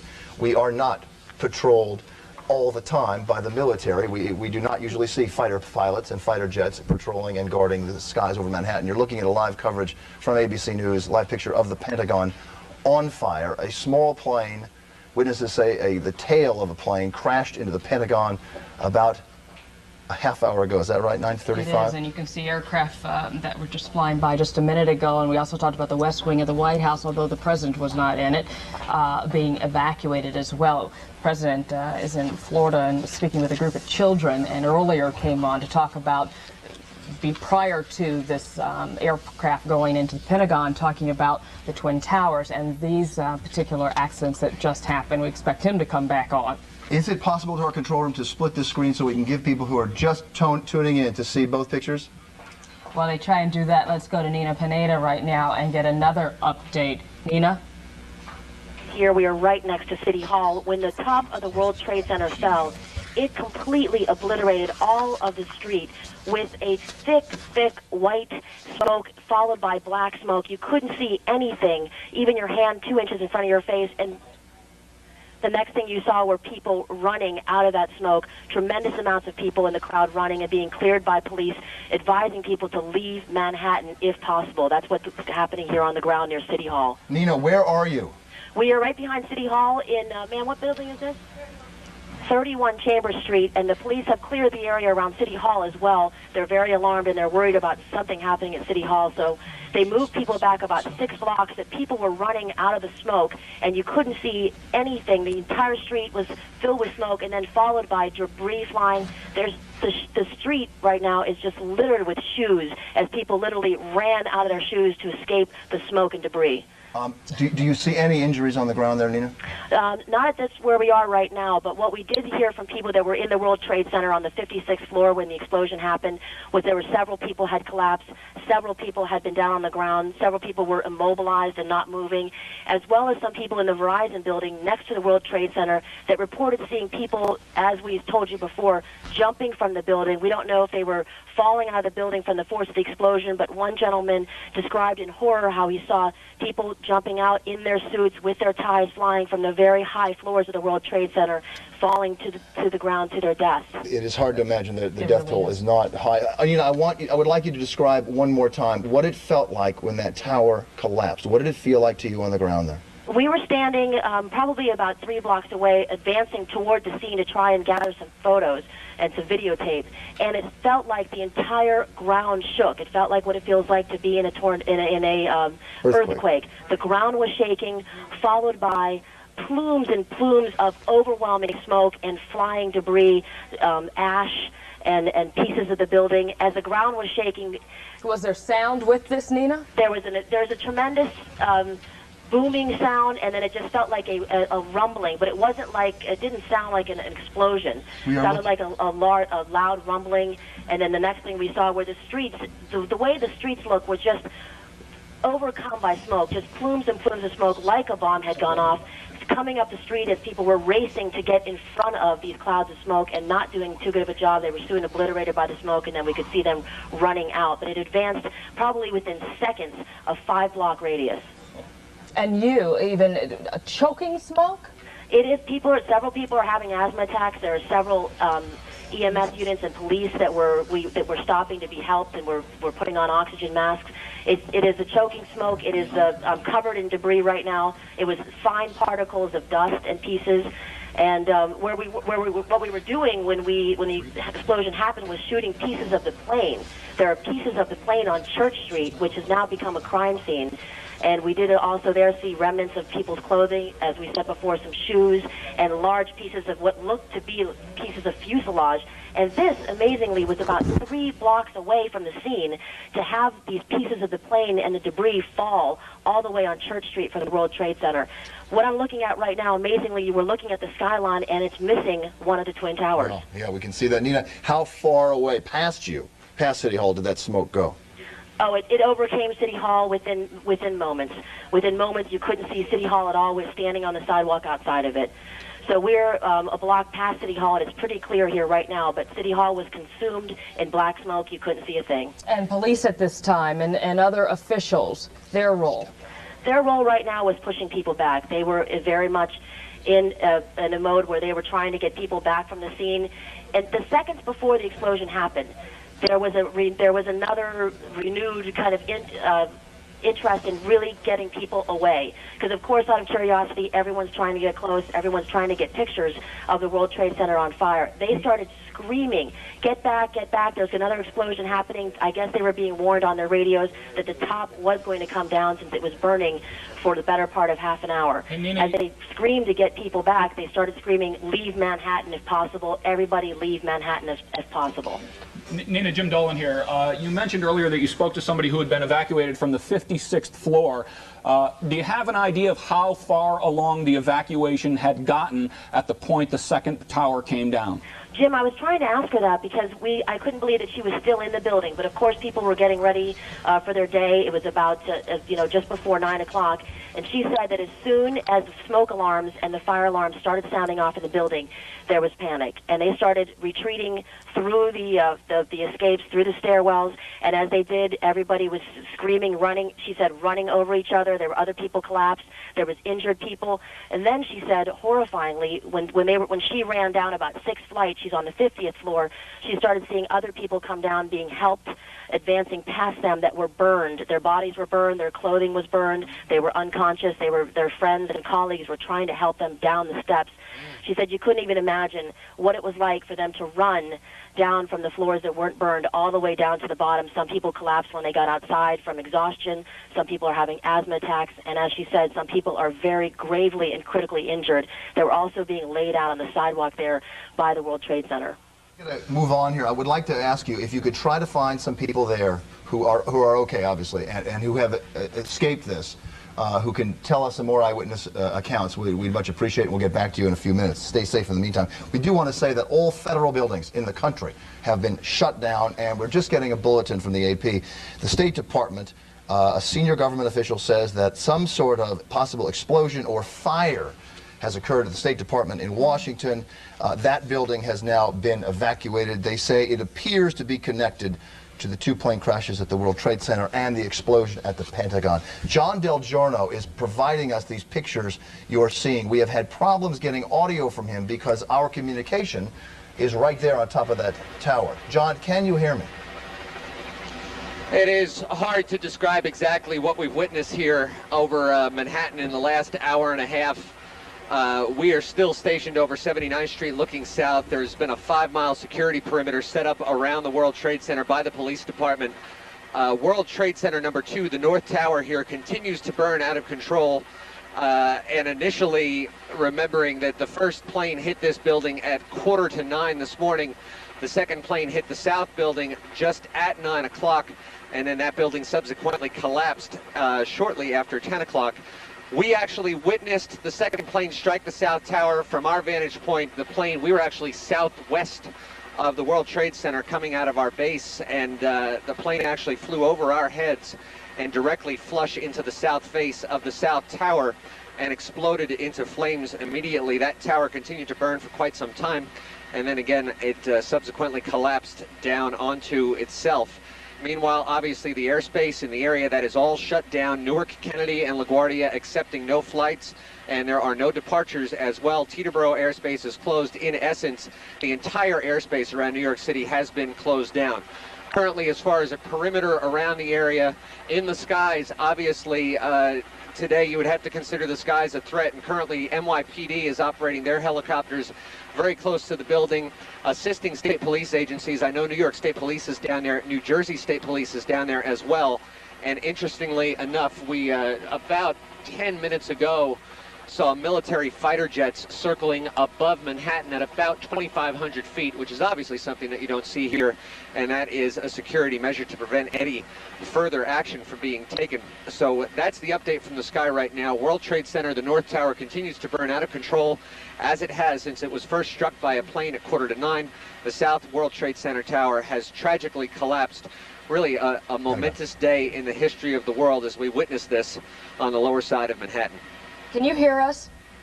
John, can you hear us? Yes, I can just about make you out. If you speak slowly enough, I can answer all the questions you have. Okay, there is a question that I have. We had gotten word that every aircraft that's out right now is being asked to find the nearest airport and to land. And I'm wondering if that in itself doesn't pose another threat. Well, what they're trying to do right now, that order went out. We heard that order go out from Newark Airport's control tower a few minutes ago. That also has to do with a lot of commercial, with transient traffic, corporate traffic that comes in and out of the city, helicopters, corporate jets going into Teterboro Airport. They are being asked to find an airport outside of the area, find an airport other than Teterboro, Newark, LaGuardia, or Kennedy to go land at if New York City is their destination, because this airspace is immediately closed down. John? And as a matter of fact, I can tell you the only reason that we're really being allowed to stay in here is because the controllers know us, they know the end number on the aircraft, they know who we are. But I would venture a guess to say that we also will be removed from the airspace entirely. And I would guess that that's going to happen momentarily. As we said, we saw F-16 fighter jets circling over Manhattan just within the last 15 minutes or so. John, how much? Obviously going to set up a very tight perimeter. John, obviously, it's Bill Ritter. We want you to stay as long as you can and as long as it's safe. You've been it for a long time. I don't know how much gas you have left. Well, that's another question, because as these events continue to happen, Captain Paul and myself are trying to figure out the best and the safest way to bring this story to you. Well, you keep yourself safe, John. That's an order from Eyewitness News here. Let me just say, John, I have a question for you about that tower, but first we're getting word from the AP that the State Department, a State Department official has confirmed that a car bomb exploded outside the State Department. There is obviously a coordinated effort and some sort of assault here on the United States in Washington and New York. We will give you a summary in a second, but John, looking at that North Tower, ABC News is reporting that the fire continues to burn, and it appears that the North Tower may be leaning. Can you tell? It's hard for us to tell through all that smoke. It is hard to tell from this point, again, because I am exactly 5 miles away from it. But there's the shot of the North Tower, and if you line it up with the buildings down on the ground, Bill, I can't really give you an honest opinion on that. I will tell you that the fire, again, this plane crashed into about the 80th floor, and you'll see a gaping hole in the building. I'll brighten it up for you there. The fire appears to be spreading rather than subsiding. And again, obviously there's firefighting issues trying to get water up that high. But I really can't tell you whether or not the building is leaning or not. Okay, John, keep us posted. Again, an order from our news director, you be safe out there and try to bring us all the pictures, but also watch your gas tank. Thank you. All right, let's also go in our newsroom to David Ushry, who's been getting word on other closings in the area. Dave, you there? Yeah, I'm here, Lori. We're getting some, as we see some video here coming in right now, obviously from the scene, developing a very chaotic situation. These from our crews down there, and they have been working diligently. We're getting word of some schools closing, or getting more definition of that, and for parents who may have concerns about that, 3 area high schools have been evacuated. They are Leadership and Public Service, the Economics and Science High School, and both of those are located at 100 Trinity Place, and Murray Bertram, 411 Pearl Street. All other students, we're told, are being kept in the schools under heightened security right now. Parents and only parents are allowed to pick the kids up. Parents and only parents, so we need to stress that. Parents and only parents being allowed to pick the children up. The following schools have been identified now for triage operations for the treatment of the injured.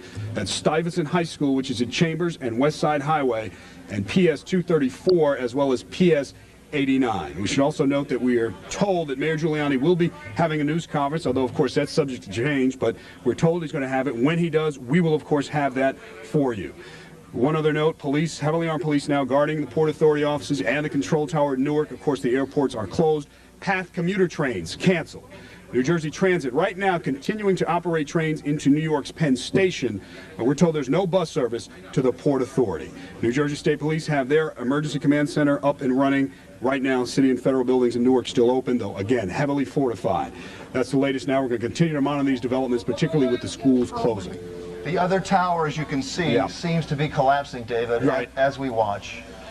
Unbelievable. This is, it's collapsing inward and it's imploding. This is a horrific situation you're watching, ladies and gentlemen. If you are a child watching and you do not have a parent there, I don't know what to advise you. If you can understand this. It's hard for an adult to understand. words cannot describe this. The North Tower of the World Trade Center, the second 110-foot structure that marks the landmark, that is a landmark of New York and Manhattan, and indeed the United States, has just collapsed. And if you look at the timeline in which all of this has taken place in such a short period of time, 8:45 until now at 10:29. Nina Pineda, can you hear us? Are you on the line at all, Nina? Nina is just a few blocks from there. And we do not have her amidst the chaos. We have not heard from Joe Torres. This is just so tragic that it's sort of almost ridiculous to say, to try to talk through this. It is so horrific. Until today, the worst act of terrorism on American soil was the Until today, the worst act of terrorism on American soil was, of course, the bombing in Oklahoma City, an act of domestic terrorism, as it turned out. It pales, as horrible and as horrifying as it was, it pales in comparison to this. Jim, these are live pictures, we're told. You can see the smoke still on the ground, still filling the air there. This is obviously Lower Manhattan. We're trying to get an exact location. These are not live pictures because there was just an edit in there.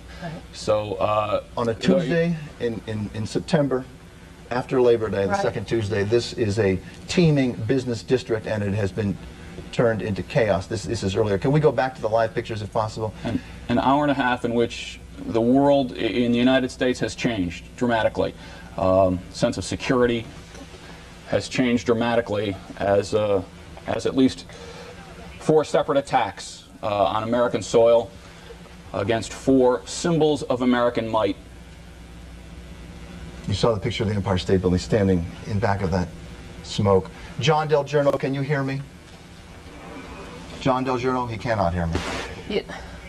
All of the radios are now down. We have lost radio contact with John Del Giorno. The World Trade Center, of course, provides the transmission towers for many of the broadcast, both radio and television. Located on top of those World Trade Centers. Those tops, of course, now on the bottom. As Jim said, the biggest act of terrorism, foreign terrorism, was against the World Trade Center on February 26, 1993. 6 people died, 1,000 people were injured in that attack. And that also was designed, Bill, to bring down the World Trade Center. It was. Well, someone has done it. A coordinated attack. The timeline, Jim Dolan has the timeline for us. Well, started at 8:45 this morning when the first plane hit the North Tower of the World Trade Center. At the time, we didn't know whether it was an act of terrorism or an act of an errant pilot. Then a few minutes later, 9:03, the second plane hit the South Tower, confirming the second one that's it right there. Forever looking at that this was, and that's a video of that, confirming that it was clearly an act of organized, well thought out terrorism. And then just 30 minutes later, 9:35, a plane hit the Pentagon. All 3 of those planes were hijacked. The plane hit the Pentagon. There are no reports of how much damage that did. And then at 10:15, there was a car bomb at the State Department in Washington, also in Washington. 4 attacks in about an hour and a half that have changed. And there you see the second tower, the North Tower coming down, the South Tower coming down just moments ago. Horrible, horrifying sight. The World Trade Centers, the 2 twin towers that are landmarks of New York and Manhattan, and indeed the United States business community, exist no more. We do not know, ladies and gentlemen, what the death toll is. We do not know what the injury situation is. Obviously, there are scores falling into both. Where is this, Laura? This is on Center Street earlier. Scores of people that were leaving, trying to get out of this area, which resembles a war-torn region. And you can see, even this far away from the World Trade Center, look at the street and how much debris is on the street there. This is after the first building, I'm told. We're about to see the second one fall any second from this vantage point. Is that right, Kat? This is tape shot earlier, after the first tower collapsed, and we are about, as I'm told, to see the second tower collapse from the ground floor. And as you were, Jim, going over the timeline that existed, when this all started at 8:45, with the first plane going into the north side tower. 18 minutes later, the second tower being hit. South Tower was second. And then the attack appears to have moved from New York to Washington as a plane hit the Pentagon at 9:35. And then the State Department, a car bomb exploded. We're about to see it here, Jim. The second tower just completely collapses on itself.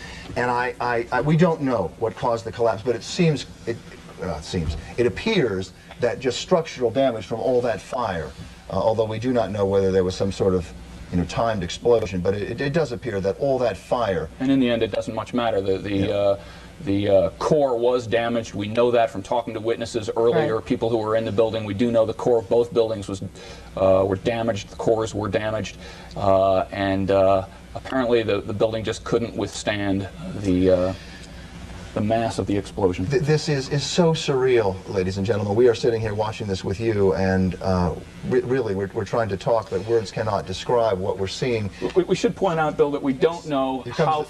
Here comes the second tower again from the ground floor. This is from our Michelle Charlesworth vantage point. The north side. She was on the West Side Highway when her crew shot this, and this is, you see it just imploding. Bill, I think it is important to point out that we don't know how far the evacuation had come to this point, but we do know that we have talked to people on the ground who are at least on the 56th floor. We know that there were people high enough up in that building so that 45 minutes before the evacuation. Before the buildings came down, absolutely. And so it's fair to say that lots, hundreds and hundreds of people got out of that building without being terribly hurt. We know there will be casualties. We just don't want to make it worse than it is, because some people were clearly able to get out of that building. Before they came down, there was a lot of time to evacuate. Remember in the World Trade Center, the original explosion there, people got out of there very quickly. Remember the pictures from that? They got out of there very quickly in a very well-organized way. We can hope and pray that the evacuation was well underway at this point as well. Good point, Jim. We do not know. Control room, if I can ask you, when you hear of any information about injuries or fatalities, we would like to pass that on to our viewers. We have reporters on the scene. We have reporters all over Manhattan and Lower Manhattan. We're trying to get signals from them. As you know, if you try to use the cell phones appear to be out, and it's very difficult to have communication. It's very difficult. We've lost communication with John Del Giorno, our newscopter 7. Dave Evans is back here. Of course, he was talking earlier, this being primary day, and the very latest, there were discussions on what could be done. I just got off the phone with the top officials at the Board of Elections. They have gone ahead and they have canceled the election for today. This is, of course, a primary vote. There was some question as to whether they could go ahead and do this because of what the general election provision is, that you can go ahead and cancel a vote if it's during the... Dave, I'm interrupting for one second. We're seeing a U.S. fighter plane. And Jim, do you know what kind of plane that is? It's an F-16. It's an F-16 U.S. fighter plane patrolling the skies of Manhattan. Dave Evans is here explaining that the election has been canceled today, yes, the primary election for New York City for mayor and about 3 dozen other seats. 1,000 candidates on that ballot, and obviously it has been canceled. Mayor Giuliani, David, do we know where he is? We don't know yet where he is. Of course, the mayor's bunker. It was what we call it, and that is the emergency center where all of the police and the fire and the emergency officials go. That is on the 23rd floor of the World Trade Center, I believe in the North Tower. So we don't know exactly where, of course, the mayor is right now. We expect there to be a news conference. We've called down to City Hall, and we believe that they will have something out of City Hall here shortly. But that bunker is, of course, gone. Yes. All right, let's go back to Michelle Charlesworth, who is on West Side Highway with the very latest from there. Michelle. We last came to you about half an hour ago. We're standing on the West Side Highway. The North Tower just came down. Of course, the South Tower of the World Trade Center coming down moments before that. We watched the whole thing come down. Where there used to be the 2 towers, there's now just plumes of smoke, people running from that area. One of the people who ran away was Cheryl Fiandaca, one of our reporters. Cheryl, tell me what you saw. We're about 30 blocks away from what happened. You were next to the South Tower? I was right next to the South Tower. I was about 2 blocks away. It was just a small explosion, and then rocks and debris and everything started pouring down. Firefighters, everyone yelling, run, run, people running down the street. Lots of injuries up there, lots of injuries. Lots of firefighters are injured. Many have smoke inhalation problems, but many have serious injuries. There are a lot of bandaged people people up there. Right, obviously we don't know what's in this smoke. Some people speculating who knows what could have been in there. West Side Highway totally shut down. The ambulances coming back, though, are not filled with people. No, the ambulances are not filled with people. They're treating a lot of people. There's triage going on right up the street here with a lot of the firefighters who are trying to fight this and see if there are any people under the debris. It's a very, very, very scary situation up there, and they're asking everybody to stay away. As you can see, they're asking people to stay out of this area. We are, what, 30 blocks from what happened?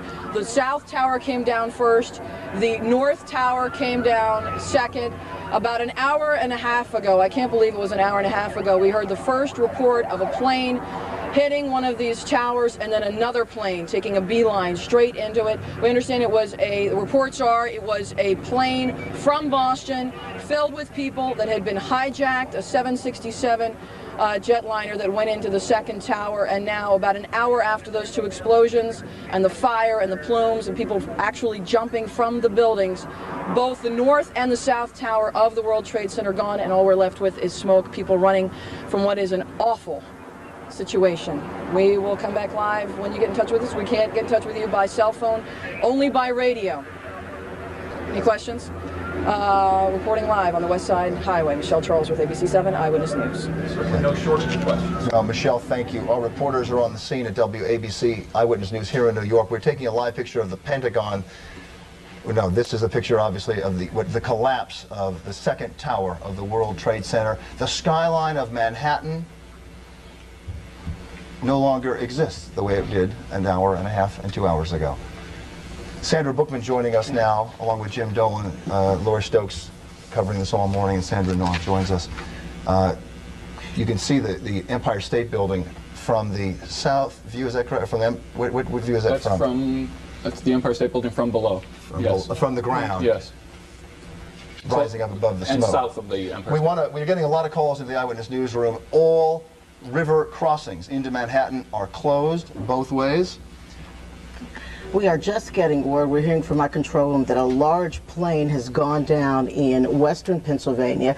We're told that is from Somerset County in western Pennsylvania. Right now, we don't have any other information. As soon as we get that, we will let you know whether or not this has anything to do with the incidents that have transpired not only here in New York this morning, but in Washington as well. Keep in mind that all aircraft in the United States, all airports have been shut down for takeoffs and for takeoffs. Planes have been rerouted and told to land at the nearest available airport. That could very well be what happened in Somerset County. A large plane trying to land perhaps at a small airport. We just do not know. Again, there have been several apparently coordinated attacks on the United States. The World Trade Center, 2 airplanes crashing into the World Trade Center, one at 8:45 this morning, one at 9:03. At 9:35, a small plane crashes into the Pentagon. That is still on fire, as you saw just a couple minutes ago. This is a live picture from the West Side Highway, and again, we're up above from Newscopter 7. John Del Giorno is our reporter up in the air, but he cannot hear us, and we cannot hear him, because radio communication was coordinated and existed on top of the World Trade Center, which exists no more. And we can't say too often, because we've got people calling into us. They are not able to get out of the city. There's a reason for that. Most of the bridges and tunnels, as we said repeatedly, have been closed off. Police have done that this morning in anticipation of any other troubles, possible troubles. In fact, Art McFarland is standing by at the Lincoln Tunnel. Art, fill us in. What are you seeing there? All right, Rob. I'm going to do the setup. We are at the Lincoln Tunnel right now. Just one example of how New York City and the surrounding areas are shut down. Lincoln Tunnel completely closed behind me. You can see the Port Authority police have it blocked off. There have actually been people who live in New Jersey who've tried to come here and walk through the tunnel. Of course, they're not allowed to. What people are doing, if you can just follow me over here, Rob, you can see people walking here. They're walking west now on 41st Street, and what they're trying to do is get a ferry to New Jersey. There is word that there have been some ferries operating. There's no way, of course, to confirm that from here. But the situation, of course, very desperate for some of those trying to get out of here and make it over to New Jersey. As we go around to the right here, you can see the line of traffic over here behind me. Traffic is being stopped.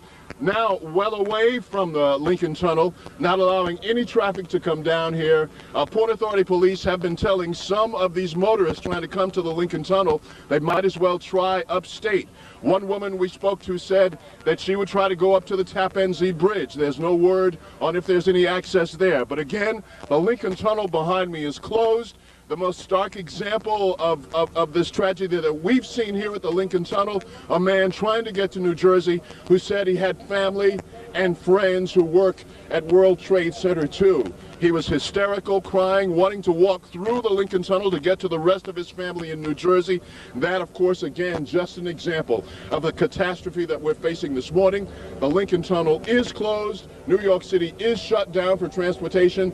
And everyone who approaches this access way to Manhattan is being told that no one knows when that the city will be open once again and people will be able to use this tunnel and other access ways to Manhattan. We are live at the Manhattan Plaza of the Lincoln Tunnel. Art McFarland, ABC 7 Eyewitness News. Norm, if you could take that picture of the George Washington Bridge very briefly, as we're looking at a live picture still. The bridge has been shut down. All river crossings, as you heard Art say, have been shut down. Ladies and gentlemen, we have some questions to ask Art. I'm sure you did too, and you wanted us to ask them. He cannot hear us. We cannot talk to him. The communications devices, both cell phone and the communications devices that we relied on the tower that existed once in that shot, do not exist anymore, and we can't hear him. Lauren Glassberg is at St. Vincent's Hospital. Lauren, can you hear us? Yes, Bill, I hear you. I've been outside St. Vincent's Hospital for about the past 20 minutes, and this is where a lot of the critically injured have been transported, especially after the initial planes crashed into the two towers. And then since the two collapses took place, a lot of people have been brought in with smoke inhalation. Now, there are dozens of doctors lined up waiting for the ambulances to pull up. Cars are pulling up as well. People who have been downtown are transporting the injured as well. Recently, we haven't seen as much blood as we've seen people covered with smoke and dust and just the debris from the collapse that took place about 10 minutes ago. This is a level 1 trauma center, so a lot of the critically injured are being transported here, and they have closed down the sidewalks surrounding the hospital, and I would imagine this will turn into a triage center right outside the hospital as well, depending on how many more injured come by. Back to you, Bill. Lauren, a quick question. Can you still hear us? Yes, I can. You are at St. Vincent's in the Village, is that correct? Right, on Greenwich Avenue and 11th Street. Okay. All right. We also want to point out that the interesting thing about covering a story like this when you live here is that in addition to being almost becoming part of the story sometimes, we have several reporters in downtown Manhattan near the area where the towers have gone down. Joe Torres, who you might have heard earlier this morning on this broadcast on the phone. We hadn't heard from him for a while. We want to let his wife and his kids know that he is okay. He was finally able to contact us, and he will hopefully have some of the what must be horrific pictures for us later today to let us know exactly what he's seeing and report to us exactly what is transpiring in the area of Lower Manhattan. Sandra, can you still hear me? Yes, we can, Lauren. I wanted to mention I was down there for the first collapse and literally had just jumped in a car. I was hitchhiking a ride to go over to St. Vincent's and was probably about 3 blocks from the tower that collapsed, and was with Nina Pineda and some of our other crews, and was terribly worried about them as well because the debris just followed us up north. It went for blocks, and as fortunately I was in the car, so I was able to get away, but that debris really scattered for blocks and blocks, and then the second debris, the second collapse as well. You just saw the smoke going everywhere, so it is very scary to be covering this kind of story with your colleagues and with people you don't know. It just brings everyone together. Everybody's looking out for each other and wanting to get to safety and make sure their next person is safe as well. Good point, Lauren. Stay with us. Lauren, keep in touch with the control room, and we're going to get back to you. Obviously, your thoughts at this point turn to, as you watch the smoke and the tower collapse. One of the towers collapsing. Earlier today, your thoughts turn to your own loved ones if you're not in contact with them. There are reports only of schools in that area downtown being closed. We want to repeat, we have no reports yet of the rest of the city's schools closed. They are still open, and so we assume that our children are in their schools and they are all safe, of course. But the schools in Lower Manhattan have been closed. You heard David ushering. We're going to try to get David back on the newsroom camera if we could to bring us up to date with what's open and what's closed. But there are at least, I counted 4 schools in Lower Manhattan that have been closed and evacuated. we are getting word of this other plane crash.